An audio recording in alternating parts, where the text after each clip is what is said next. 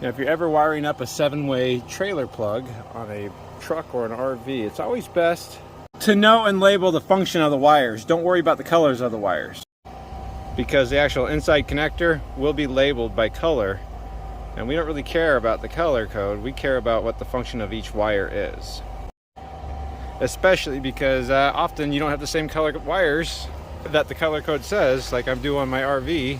I just had to replace the broken and corroded plug.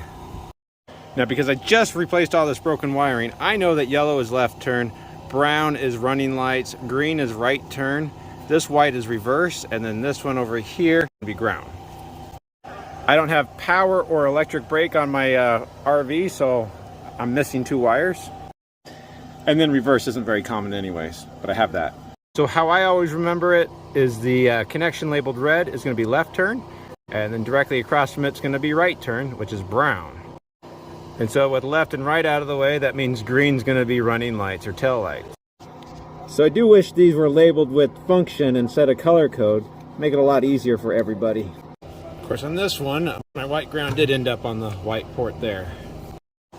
So this is why it's so important to know the function and not the color. So I have brown on green, green on brown, white on white, white back there on yellow, and then yellow on red.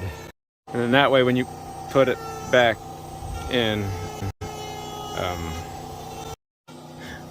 okay, so that's the second most important thing to remember. The first most important thing is feed your wires through the housing first before you wire it up, because you can't add this afterwards. And I guess my third recommendation or key, that before you put everything away, make sure that always check your work. So it's pretty simple. Left's going to be on the left side, right's going to be on the right side, and then running light's going to be at, we'll call it 10 o'clock. So there we did. We just verified everything. Got left turn, running lights down below, and oh cripes. I don't think it's fair to say that was a problem. All right, a little bad light of grease. We got running light and turn signal back. All right, got the bulb back in there. Simple, easy. But lastly, do make sure that the wiring harness isn't going to get eaten by the crankshaft. And of course, if one zip tie is good, 4 has to be better.